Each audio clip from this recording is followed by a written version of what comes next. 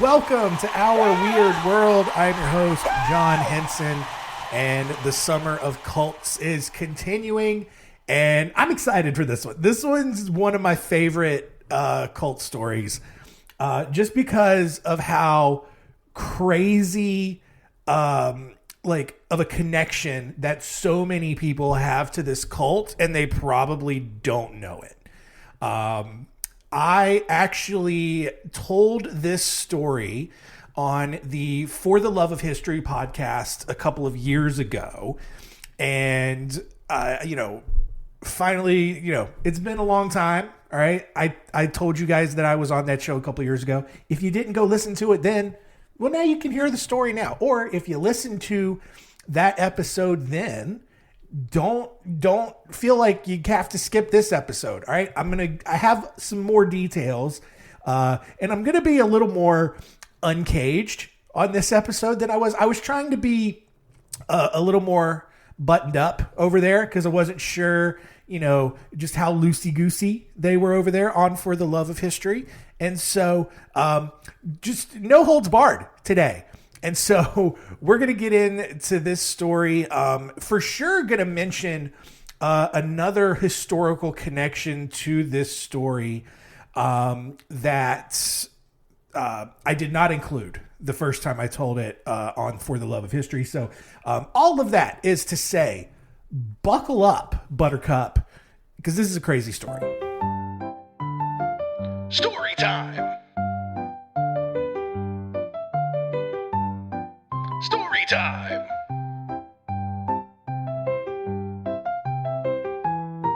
Story time?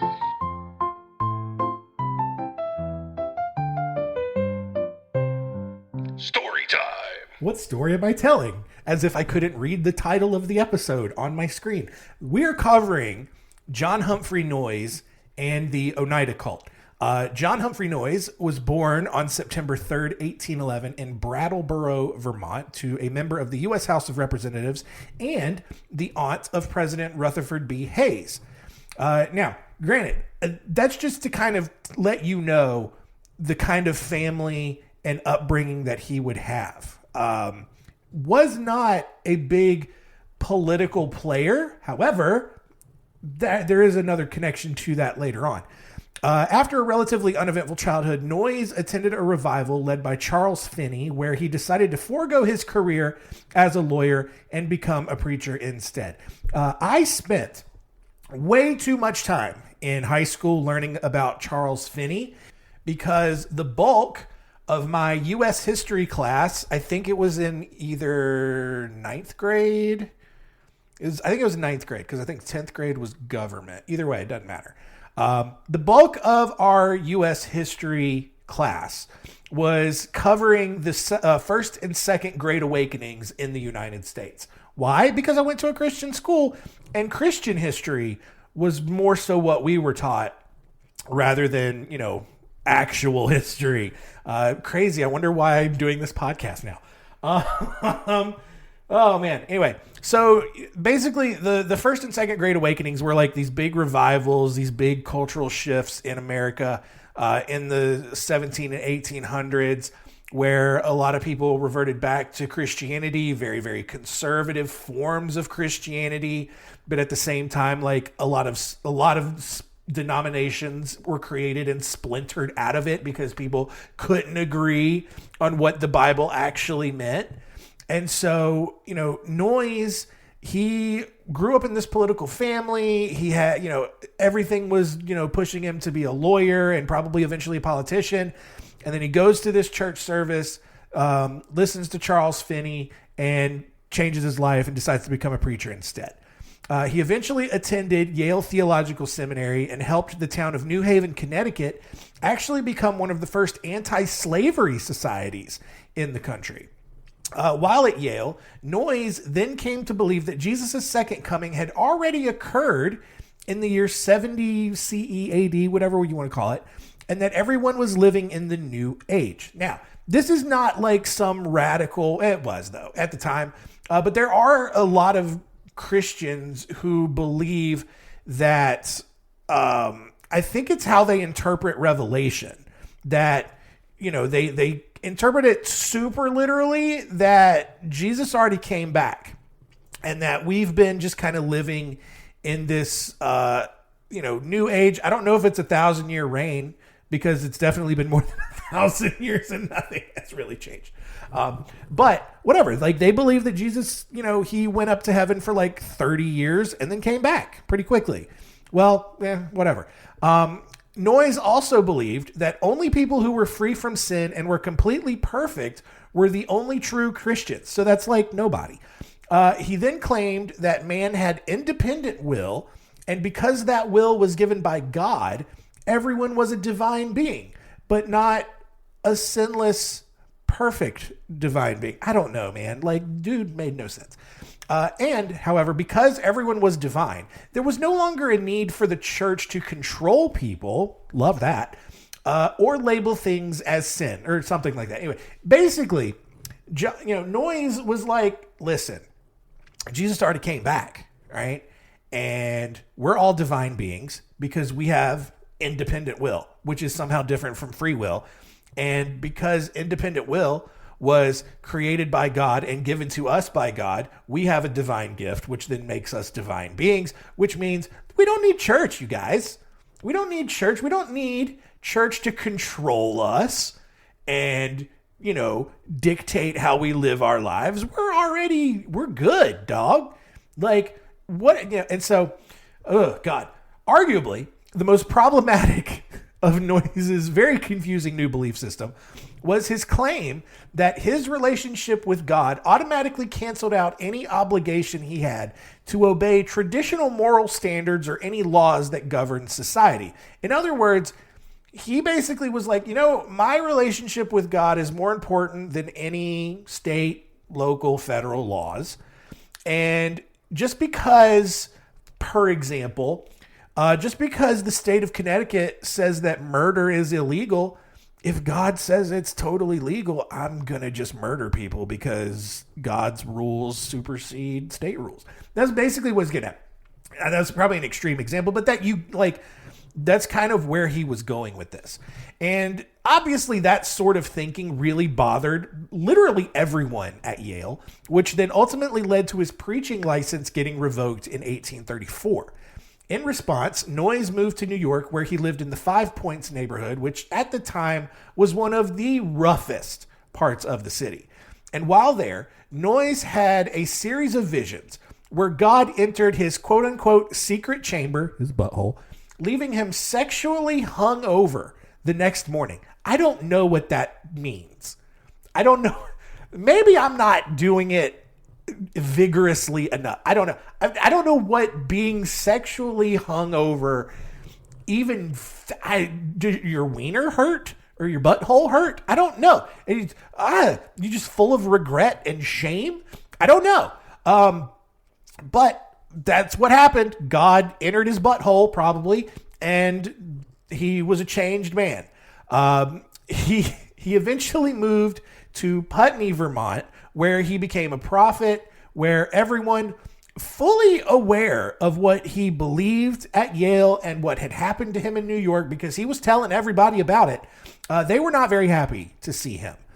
After studying other perfectionist churches in the area, Noyes decided that any woman he lusted after, but who was either married to someone else or just wasn't interested in him, was his spiritual wife, and that they would one day be together in heaven. So this dude's just making up rules and twisting everything to fit whatever he wants his narrative to be, right? And so basically, his society and history kind of clumped him with these perfectionists, right? And it went to this idea that it's what I mentioned earlier, only people who were completely perfect were the true Christians.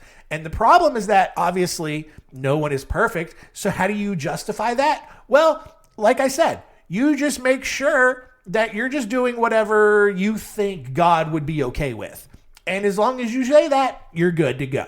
And so in Noyes' mind, right? He's, hello, Miss Mary, I'd like to take you on a date. Mr. Noyes, I'm married. Ah, well, you are my spiritual wife, then. We will one day be together in heaven. Hello, Miss Anna May. I would like to take you on a date. Oh, I find you horribly unattractive and off-putting. I am not interested in a date with you. Ah, that is fine then. You are still my spiritual wife, and we will also be together. Like, and I guess, spiritual polygamy was okay. I don't know. This dude's completely unhinged. He also decided to proclaim himself the leader of all perfectionists, okay, and began preaching the concept of complex marriage. And here's the thing. Complex marriage would basically later become popularized as free love in the 1960s. And Noyes basically believed in building a community where everyone was married to everyone and that everyone should have sex, but practice what he called coitus reservatus, which means no one actually finished the job so as not to litter the community with a bunch of babies. Basically just blue balling everybody, or just edging everybody. Spiritual edging, you guys. Oh no. Oh no. Oh God. Anyway. Gross. He's just, it's going to get so much crazier than this. That's why I'm laughing, because I know it's coming up. He's on this kick now where he's super way ahead of his time, right? Like, he believes in free love, over 100 years before free love actually becomes a thing. And he wants to build this community cult and wants to make sure that everyone's just spiritually married to everyone and that everyone can just be banging all the time. But don't be drawing maps of Hawaii over everybody or shooting up clubs or whatever. You keep that inside you, and just, I don't know what happens after that. I'm weird. In 1838, Noyes entered into what was essentially an open marriage with Harriet Holton. He then used Holton's inheritance to buy a printing press and establish a newspaper for his weird sex community called The Witness.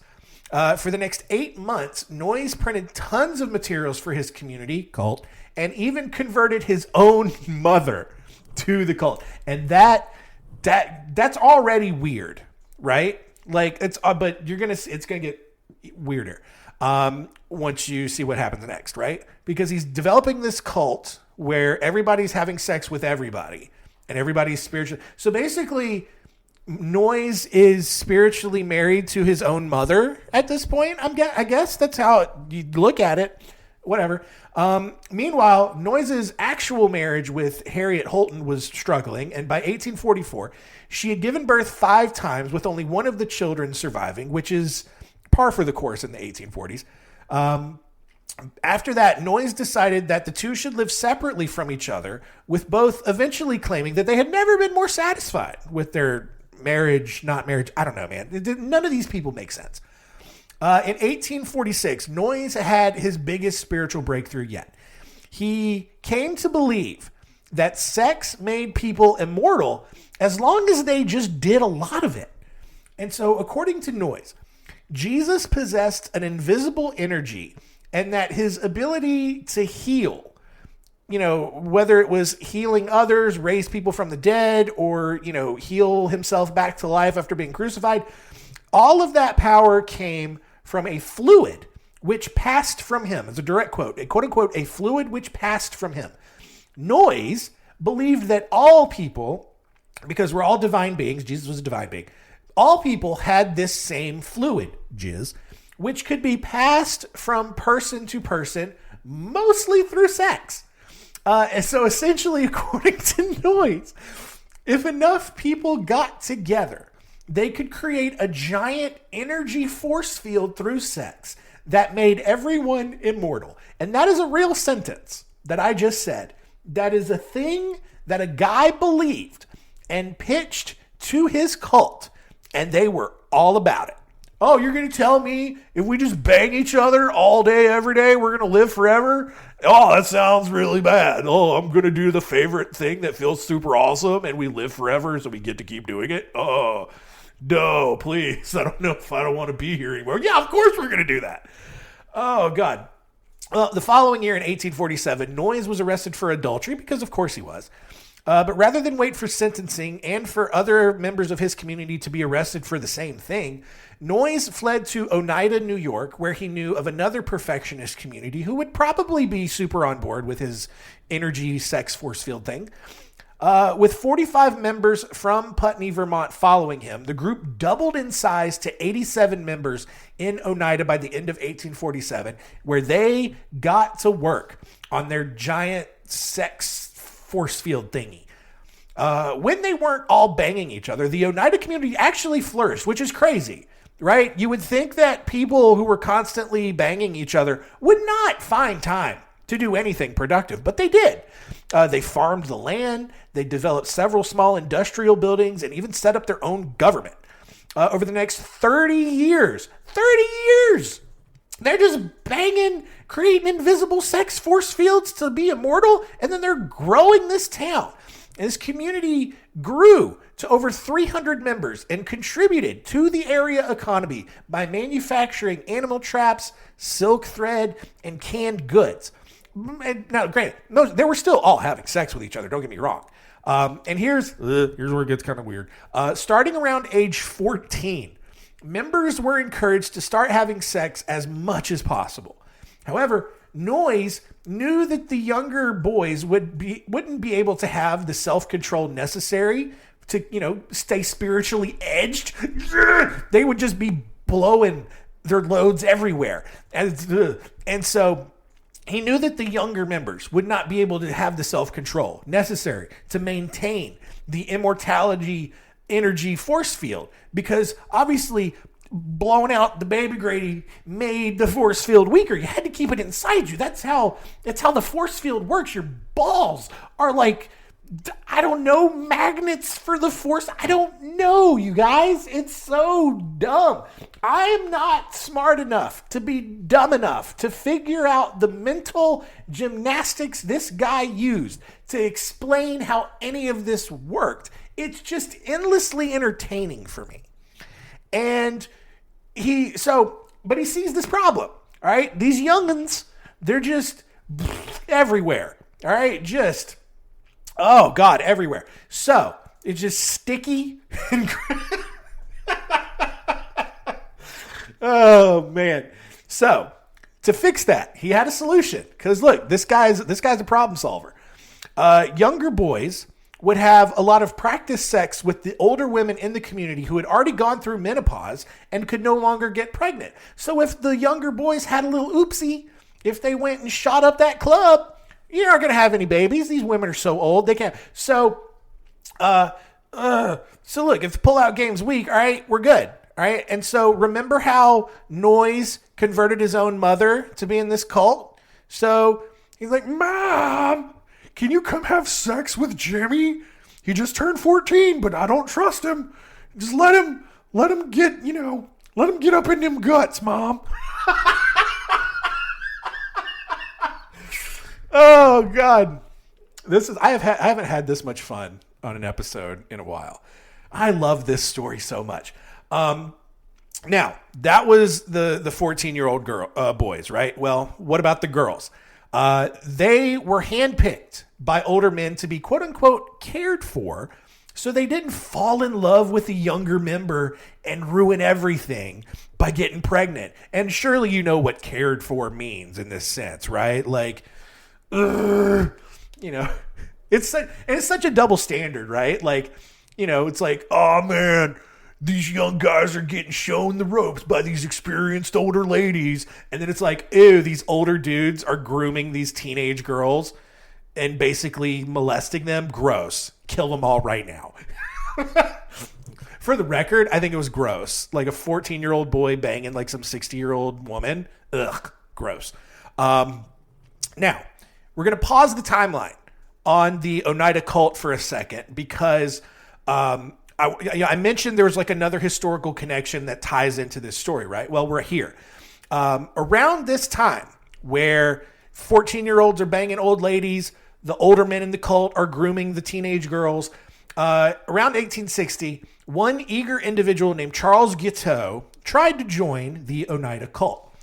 Charles Guiteau was born on September 8th, 1841 in Freeport, Illinois.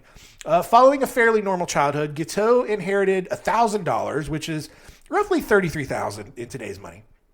He inherited it from his grandfather and used it to attend the University of Michigan. However, because he completely failed to prepare for college, Guiteau failed his entrance exams and instead chose to join the Oneida cult in 1860. Guiteau thought that John Humphrey Noyes was the coolest dude ever, thought he had it all figured out. But Guiteau was apparently so weird and just so off-putting that he quickly alienated himself from the rest of the cult, despite the open marriage and sex energy force field thing they had going on. He spent the next 5 years in and around the cult, even though his sexual requests and advances were generally just rejected by everyone, which is crazy how just a group of people who were open to banging everybody sees this dude and we're just like, no thanks. We're good.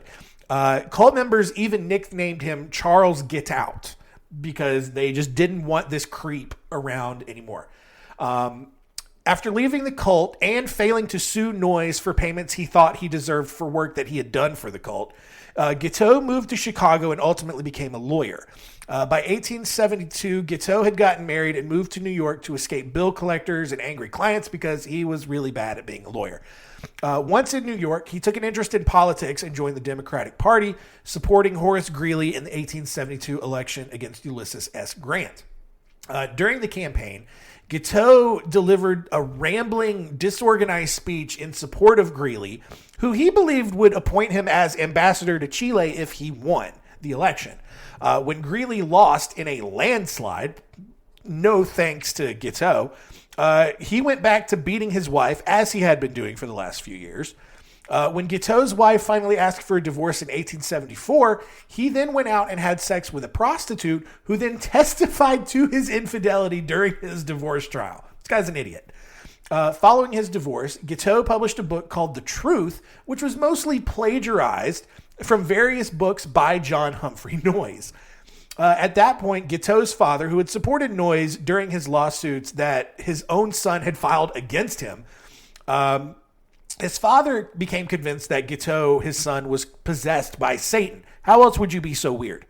On the other hand, Guiteau believed that he had been directly chosen by God to become the new Apostle Paul. And by 1877, he was traveling from town to town giving rambling lectures on religion to anyone who would stop and listen to his nonsense. Following a brief stay in Boston where he was wanted for theft, Guiteau was traveling on the SS Stonington in the Long Island Sound on June 11th, 1880, when it collided with the SS Narragansett. Although the Stonington was able to return to port, the Narragansett burst into flames and sank, killing 55 people. Guiteau took his survival to believe that God was saving him for a very specific purpose. And so when the 1880 presidential election came, Guiteau switched over to the Republican Party and began supporting Ulysses S. Grant for a third presidential term. He initially wrote another rambling speech titled Grant Against Hancock, which he then revised to Garfield Against Hancock after James Garfield won the Republican nomination, basically by changing all original references from Ulysses S. Grant to James Garfield. When Garfield then won the presidency, Guiteau believed that his speech had been largely responsible for the victory, even though I don't think he ever actually gave it, and he began insisting that he be given a consulship in either Vienna or Paris as a reward for his contribution.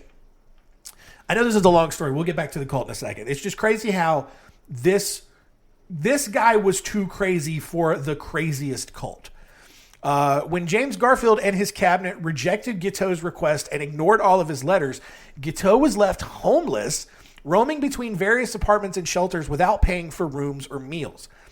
During the day, he read all of the day's newspapers to keep track of Garfield's activities and continued to use the hotel's stationery to write letters to his cabinet requesting the consulship that he felt he deserved. By the summer of 1881, Guiteau had become convinced that God was telling him to kill the president. Of course.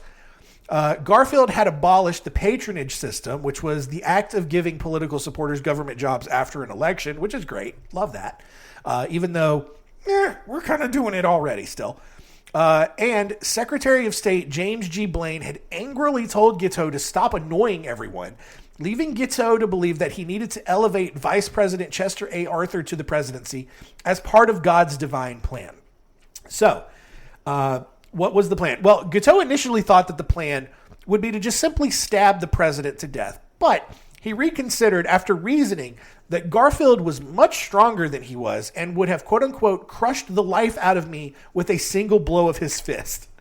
So instead, Guiteau chose a gun as his murder weapon, borrowed $15 from a family member, and purchased a British Bulldog revolver. Guiteau thought the revolver with the ivory handle was prettier and would look nicer in a museum display case after the assassination, but it cost $16, which he could not afford.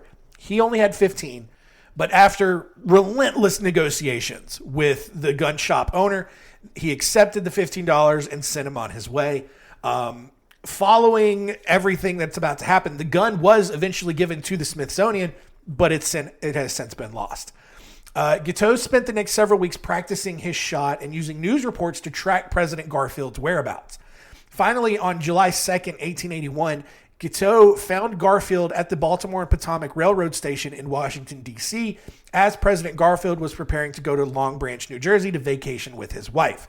As Garfield passed by, Guiteau stepped forward and shot him twice in the back. "I am a stalwart of the stalwarts," shouted Guiteau. "Arthur is president now." Garfield technically remained president for 11 more weeks before he ultimately died from his gunshot wounds, but mostly because his doctors kept probing his injuries with dirty hands and non-sterilized instruments. I mean, otherwise, he probably would have survived. Once Garfield was officially dead, Guiteau was charged with murder. He pleaded not guilty, arguing that God had taken away his free will at the time of the murder, which is convenient. Although he was forced to take on a legal team to defend his case, which focused mostly on the insanity plea, because how else could you justify that? Guiteau made a spectacle of the trial by cursing at the judge and most everyone else in the court, and reciting his testimony in the form of absurdly long poems. While the trial was in recess, Guiteau dictated his autobiography to the New York Herald and ended it with a request for, quote, "a nice Christian lady under 30 years of age to be his wife." We'll be back after a quick break. Hey, it's Alex Caggiatani and Paul Richmond from the Education News Comedy Quiz podcast called Some of the Above. Each month, Alex and I invite you to play along with two special guest contestants from the world of education as we ask questions about the latest school news. If you want to laugh while you learn and learn while you laugh, this is the show for you.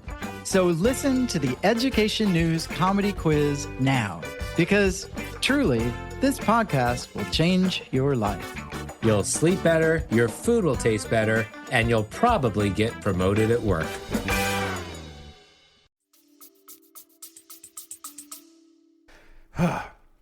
Despite two different assassination attempts on his own life for people who were angry that he had assassinated the president, Guiteau constantly smiled and waved to spectators and reporters in and out of the courtroom as if he were a celebrity, even though he was one of the most hated people in America at the time. He wrote a book in defense of his murder titled The Truth and the Removal, and even began making plans to run for president in 1884 because he wholly believed that he would be acquitted. Instead, Guiteau was found guilty and sentenced to death on January 25th, 1882. Genuinely shocked at this outcome, Guiteau stepped toward the jury and exclaimed, "You are all low, consummate jackasses." He was hanged on June 30th later that year. During his execution, Guiteau smiled and waved at the spectators who had gathered and danced up to the gallows. After another rambling monologue, Guiteau recited a poem that he had written earlier that morning titled, "I am going to the Lordy," and though he expressed disappointment that the orchestra he had requested to play during his poem was not granted. This dude is out of his mind. Following his death, Guiteau's body was autopsied, where he was found to suffer from phimosis, which was the wiener's inability to retract the foreskin and was believed to cause insanity. I have no idea if that's true or not. I don't even phimosis, like your wiener being unable to retract I don't understand how that. I genuinely don't understand how that would work. That makes no sense. I would probably go insane though if I couldn't get my wiener working right. Maybe. I don't know. Anyway, beside the point. Although he was initially buried in a corner of the jail yard, his body was exhumed and sent to various museums. His brain, at least as far as I know, is on display at the Mutter Museum in Philadelphia. So, just a crazy side story there to this insane cult where even they were like, hey, dude, you're too crazy for us, right? Do we believe in immortality, sex force fields? Yeah, but at least we're not as crazy as you. And then he goes on to assassinate the president and was heavily inspired by John Humphrey Noyes. So back to the Oneida cult. And we're going back to 1879, where John Humphrey Noyes learned that he was about to be arrested again, this time for statutory rape. Can't imagine why. Maybe it's all these 14-year-olds. Rather than face the charges, he fled to Canada. And then a few weeks later, he seemingly had a change of heart and wrote to the Oneida community, telling them to dissolve and to live a more traditional lifestyle. On January 1st, 1881, the community officially dissolved and became a joint stock company, with the former cult members all becoming stockholders. Noyes would later die in Niagara Falls, Ontario, 7 years later. Now, unlike other cults that completely disappeared after the leader's long overdue death, the Oneida cult continued to flourish as this new company. In 1899, the company began producing flatware, which proved to be extremely popular and affordable. They eventually sold off their animal trap, silk, and canning businesses to focus solely on flatware. After changing their name to Oneida Limited in 1935, the company became one of the largest flatware producers in the entire world. By the 1980s, and this is why I think so many of, I'm pretty sure my parents or grandparents had Oneida flatware. Your parents, grandparents probably did too. Because by the 1980s, half of all flatware purchased in the United States was made by Oneida. However, over time, thanks to companies creating cheaper products, Oneida went bankrupt in 2006 and was sold to a multinational conglomerate.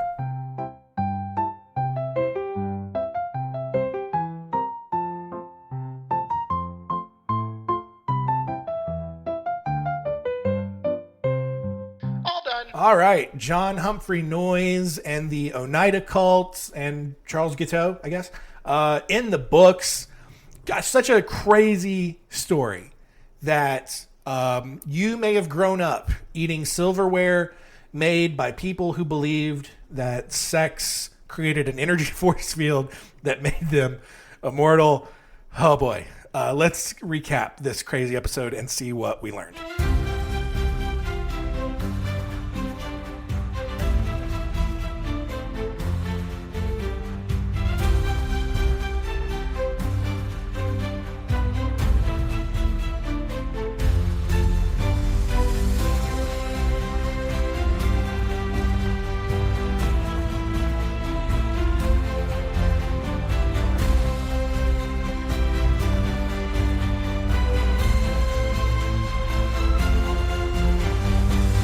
What did we learn? Number one, John Humphrey Noyes had some crazy religious beliefs. He thought that everyone was a divine being, and that as long as you could convince yourself that God would think something's okay, then it wasn't a sin, regardless of whatever your local or state federal laws said they were. And so created this giant cult that believed that, having sex with anybody and everybody, spiritually edging yourself, I love that, would just help you live forever. And because you created a sweaty, musty energy force field, maybe that's what he thought that stank was. Like, just being around people. Oh, they've got a good force field around them. Their immortality is very strong right now. Just, oh man, that is dank. That is very musty. He's doing good work over there. Gross. Anyway, number 2, Charles Guiteau, the assassin of President James Garfield, was considered too crazy and off-putting to join this group of insane people. That's a pretty special feat. And then number 3, at its height, the Oneida cult sold half of all silverware sold in the United States. And so that definitely means you grew up using this. Your parents may still have it. Your grandparents may still have it. Honestly, I kind of want to just like go to an antique store and go find some just to have them as a memento at this point. Just crazy how popular and pervasive they were able to be.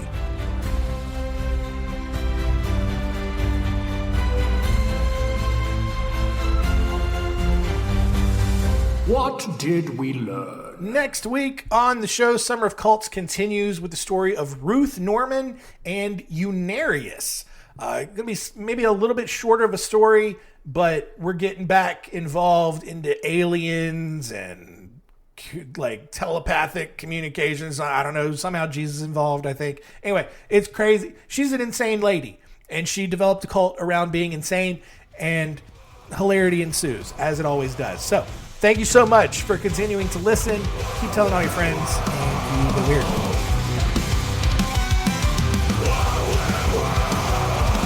This is a podcast